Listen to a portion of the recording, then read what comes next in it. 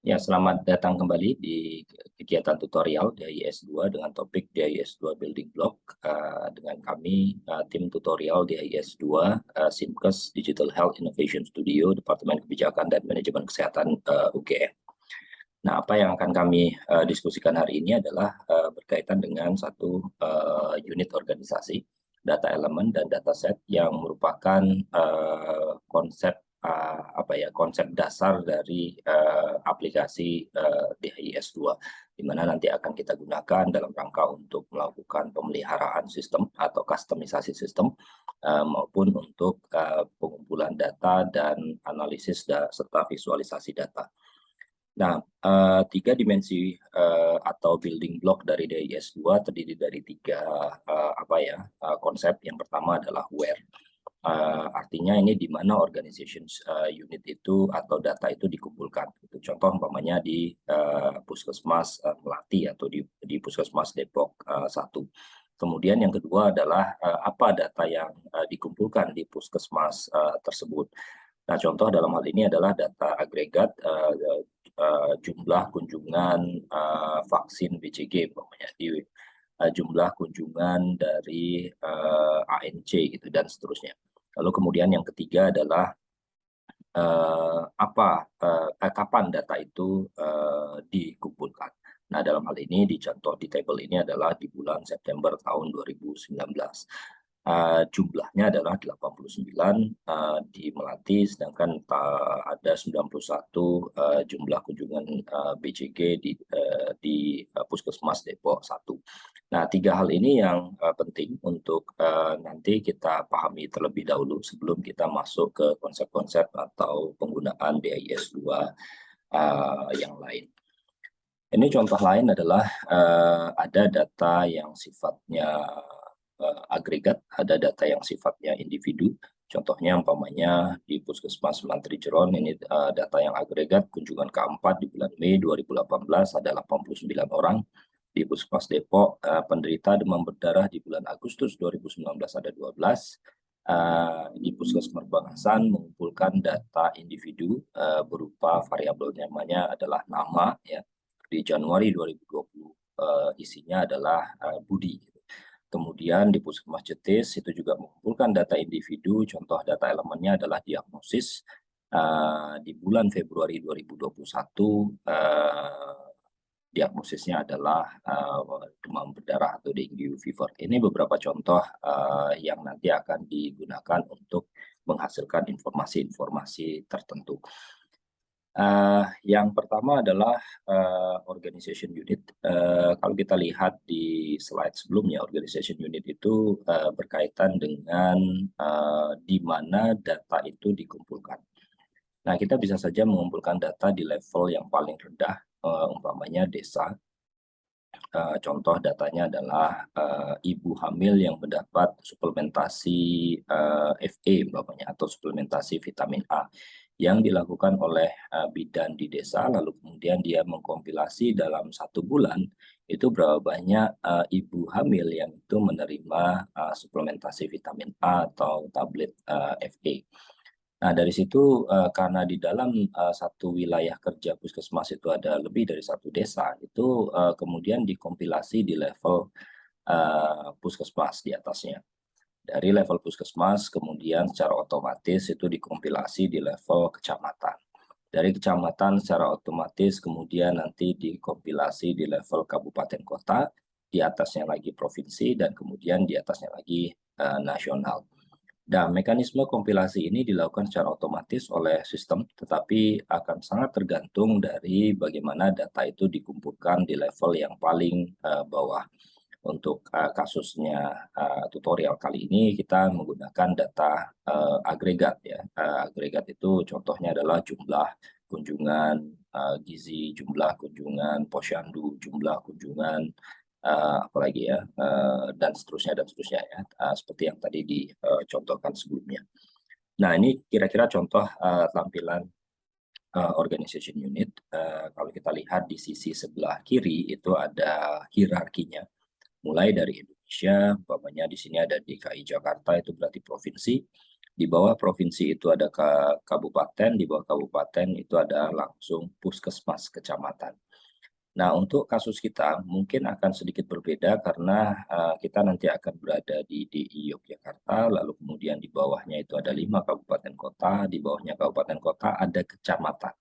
Nah, sehingga kita akan mengeksersaiskan bagaimana menampilkan data itu per kecamatan, karena di DIY itu mayoritas satu kecamatan itu terdiri dari lebih dari satu puskesmas. Jadi mungkin ada 2, sebagai contoh, namanya di tempat kita di Depok itu ada 3 puskesmas. Masing-masing puskesmas itu di bawahnya ada satu desa, karena satu kelurahan itu terdiri dari lebih dari 30.000 penduduk ya.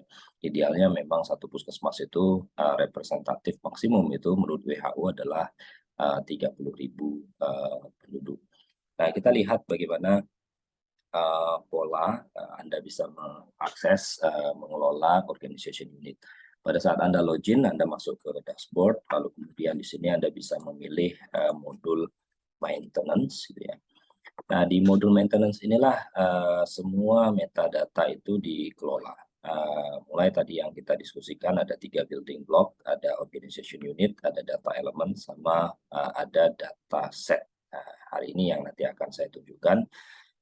Di organization unit kita lihat di sini ada menunya, ada yang di kiri, ada yang di atas, itu nggak masalah. Pilih salah satu saja juga sama saja.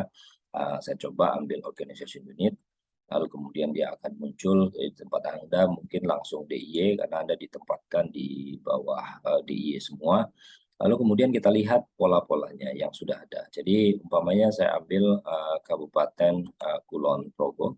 Di sini ada Kecamatan Galur, Girumulyo, dan seterusnya. Lalu kemudian tiba-tiba ada Sentolo 1, Temon 2. Nah, untuk menyamakan persepsi, untuk menyamakan standar hierarki organisasi, yang akan kita lakukan adalah satu, kita harus membuat kecamatannya dulu ya. Baru di bawah kecamatan akan ada puskesmas. Di bawahnya puskesmas akan ada desa. Nah, tentunya Anda diminta untuk mencari tahu kalau Anda sudah mendapatkan nama puskesmasnya masing-masing, itu silakan cari tahu kecamatannya mana. Lalu kemudian di bawah puskesmas Anda ada berapa desa, yang itu nanti akan Anda masukkan satu persatu. Nah, saya ambil contoh umpamanya Kecamatan Galur di Puskesmas Galur 1. Umpamanya jika saya klik di sini, maka akan muncul satu puskesmasnya, ada kodenya 340104. Ini idealnya jangan pakai titik ya. Lalu kemudian lihat di sini opening date, pastikan opening date-nya itu lebih lama dari data yang akan dikumpulkan. Umpamanya saya ingin mengumpulkan data tahun 2021. Opening date-nya mestinya ya kurang dari itu ya, karena opening date ini akan menentukan data itu akan bisa diisi atau tidak bisa diisi. Umpamanya saya opening date-nya tahun 2022, tapi saya ingin mengisi data tahun 2021. Nggak mungkin keisi karena organisasi ini baru ada tahun 2022. Kemudian jika ada URL, jika ada address, silakan. Jika ada phone number, silakan diisi. Nah, yang di sini khusus untuk fasilitas kesehatan, kita akan menggunakan titik koordinat latitude dan longitude. Latitude itu garis lintang, sedangkan longitude itu garis bujur. Nah, ini Anda bisa dapatkan dengan menggunakan Google Maps, itu dicari nanti fasilitas kesehatannya Puskesmas Galur 1, lalu kemudian nanti insya Allah akan mendapatkan lokasi titik koordinatnya, dan ambil titik koordinat itu di copy paste di latitude dan longitude. Yang penting tidak kebalik ya, latitude itu garis lintang ya, yang utara selatan, sedangkan longitude itu garis bujur ya, barat timur dan seterusnya. Baru kemudian Anda simpan ya. Sedangkan untuk yang kecamatan dan kabupaten kota itu kita membiarkan ini sebaiknya tidak menggunakan latitude longitude, karena ini yang nanti akan kita olah untuk menjadi data poligon ya. Jadi contoh bapaknya berapa besar sih kalau kita menampilkan di dalam peta ya, nanti akan ada warna-warna yang berbasis pada wilayah ya, poligon, ada yang warna merah, ada yang warna kuning, ada yang warna hijau, seperti itu kita sebut sebagai poligon ya. Jadi ada peta kayak apa ya, batas wilayah ya, boundaries ya, batas wilayah yang nanti akan bisa kita olah untuk menjadi visualisasi ya. Nah, nanti akan dijelaskan lebih detail bagaimana kita akan mengumpulkan data, tapi prinsipnya adalah kita memilih dulu parent-nya. Ya, kalau kita ingin menambahkan puskesmas di bawah Kecamatan Galur ini, kita pilih dulu parents ya. Atau kita ingin menambahkan kecamatan, umpamanya saya di Kabupaten Sleman, ini belum ada data kecamatannya, maka saya pilih dulu Kabupaten Slemannya, baru kemudian nanti menambahkan apakah ini nanti kecamatan ya Gamping umpamanya. Lalu short name-nya adalah Kecamatan Gamping. Kemudian opening date-nya dibuat yang lebih lama. Lalu kemudian URL-nya kita abaikan dulu, closing date-nya dihilangkan dan kita simpan. Nah, sehingga saya punya data Kecamatan Gamping. Nah, Kecamatan Gamping ini mestinya Gamping 2 ini berada di bawah Kecamatan Gamping. Nah, sehingga saya bisa memindahkan, ada namanya hierarchy operations ya di sini, memindahkan dari kecamatan apa namanya di Sleman tadi ada Puskesmas Gamping 2 ini dipindahkan menjadi di bawah Kecamatan Gamping di bawah Kabupaten Sleman. Jadi kita pilih ini sisi sebelah kiri ini mana yang ingin dipindah, lalu pilih new parents-nya. Maka parents-nya yang di bawah mana ini, di bawah Kecamatan Gamping. Lalu kemudian saya pindahkan move one organization unit. Nah, sehingga kita nanti sudah memiliki organization unitnya di sini Kecamatan Gamping sudah mulai masuk di Gamping 2 ini masuk di dalam Kecamatan Gamping dan begitu juga yang lainnya ya. Jadi kalau sudah puskesmasnya sudah ada di sini, saya kira tidak perlu dirubah ya. Nanti dicek lagi sebelum Anda buat. Jangan salah untuk membuat hierarki, pastikan bahwa hierarkinya itu benar antara puskesmas, lalu kemudian kecamatan, kabupaten, dan juga desa. Nah, kita kembali lagi di presentasi bahwa ini contoh saja. Lalu kemudian yang kedua adalah data elemen. Nah, kita tahu bahwa data elemen itu merepresentasikan sumber data yang nanti akan kita kumpulkan. Nah, di Dinas Kesehatan, kalau kita lihat konteksnya, di sini ada sekian banyak program kesehatan yang ada, dan masing-masing program kesehatan itu memiliki form-form khusus ya. Masing-masing form itu ada variabel-variabel. Nah, contoh umpamanya saya lihat di atas itu ada maternal and child health, di situ ada 11 form ya, 11 apa ya, formulir pencatatan ya dan pelaporan, dan di situ ada 20 indikator. Nah, contohnya adalah jumlah ibu hamil ya yang diperiksa di fasilitas kesehatan bulan ini, atau apalagi ya yang jumlah ibu hamil yang mendapatkan tablet vitamin A tadi gitu ya, atau yang mendapatkan suplementasi FA pada program gizi. Nah, ini adalah data elemen atau sumber data. Nah, biasanya sumber data yang kalau kita lihat di kabupaten kota bentuknya itu dalam format Excel seperti ini. Nah, ini contoh saja, ini agregat ya sebenarnya, contoh agregat yang di level mana Dinas Kesehatan, karena dia sudah menggabungkan antara puskesmas A sampai puskesmas T ini. Ini di bulan katakanlah di bulan Januari itu bayi baru lahirnya ada sekian yang laki-laki, sekian yang perempuan, sekian yang totalnya. Sedangkan surviving infants-nya di bulan Januari umpamanya di sini yang bulan di puskesmas A ada sekian, di puskesmas B ada sekian ya. Dan totalnya adalah sekian. Jadi yang apa namanya yang kita isikan itu adalah yang di saya highlight kuning ini. Sedangkan yang jumlah ini kan penjumlahan ya antara 119 ditambah 104 ini tidak perlu kita masukkan. Jadi carilah data elemen agregat yang paling levelnya paling rendah dan data value-nya itu betul-betul yang paling apa ya, yang paling atomik ya, yang bersifat dia tidak berupa kalkulasi. Nah, ini contoh-contohnya bayi baru lahir laki-laki, bayi baru lahir perempuan, surviving infant laki-laki, surviving infant perempuan. Nah, bagaimana nanti kita apa namanya men-setup itu di dalam DHIS 2. Nah, yang pertama adalah data elemennya dulu. Jadi kalau kita lihat di sini di menu maintenance tadi itu ada menu namanya sub menu ya, namanya data element. Ini juga data elements, data element group set. Kalau Anda klik data elements, mungkin di tempat Anda ini masih apa ya, barangkali ini tidak nampak ya. Tapi kalau kita lihat contoh umpamanya jumlah seluruh kasus TB ya, saya ambil ya. Ini tipenya agregat, value type-nya numbers ya, kategori combination-nya itu jenis kelamin. Nah, artinya saya bisa membayangkan bahwa jumlah seluruh kasus TB ini adalah kita cek di klik ini, dia agregat number, model agregasinya adalah sum, itu adalah dijumlahkan ya. Lalu kemudian ada kategori combination-nya berdasarkan jenis kelamin, artinya kalau jenis kelamin mungkin laki-laki dan perempuan ya. Lalu kemudian lagi ya di sini informasi pentingnya ya.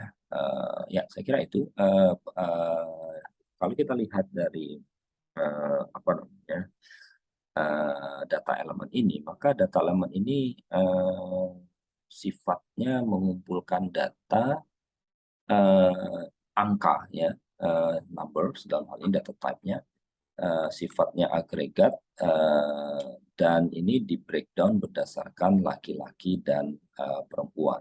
Sama halnya dengan yang bayi baru lahir ini ya.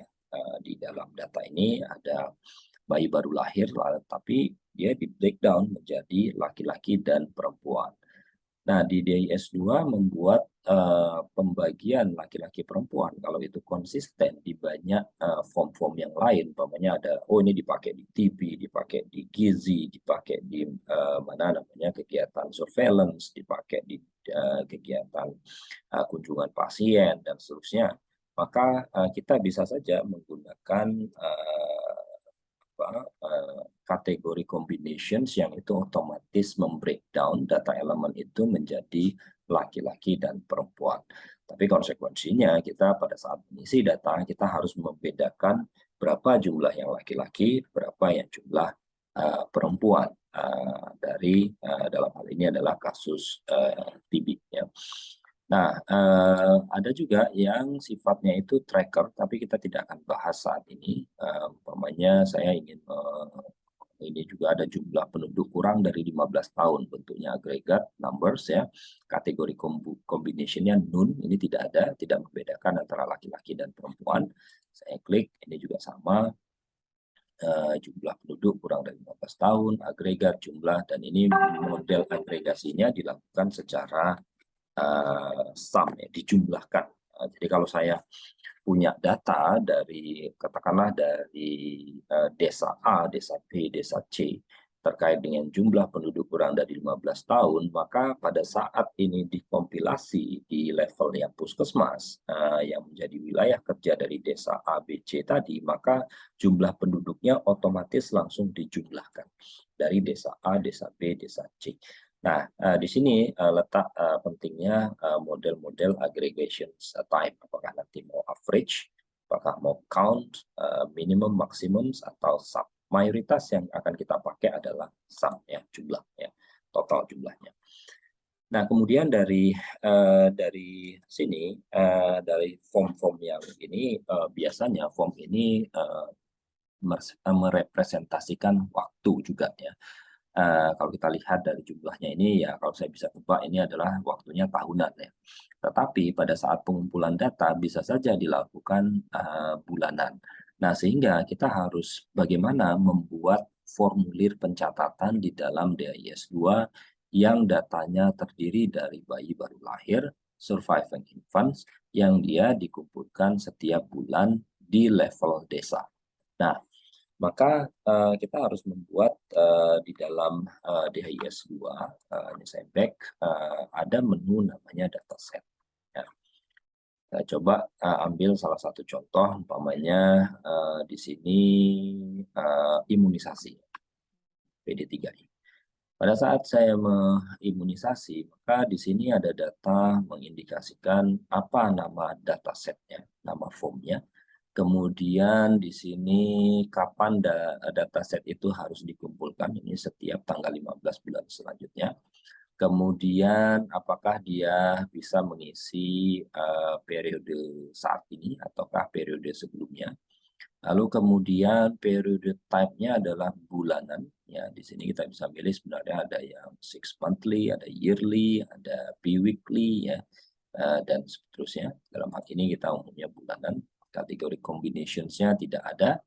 Kemudian di bawahnya adalah data elemennya terdiri dari 3 penyakit, yaitu polio, campak, dan hepatitis B. Karena ini PD3I ya, untuk surveillance. Jadi lebih ke arah kejadian penyakit polio, kejadian penyakit campak, dan kejadian penyakit hepatitis B. Nah, kemudian kita juga harus meng-assign sebenarnya. Jadi ini kebetulan belum di-assign ya. Ini pengisiannya itu ada di organization unit yang mana ya. Jadi apakah nanti akan diisi di mana, di level desa kah atau di level apa ya,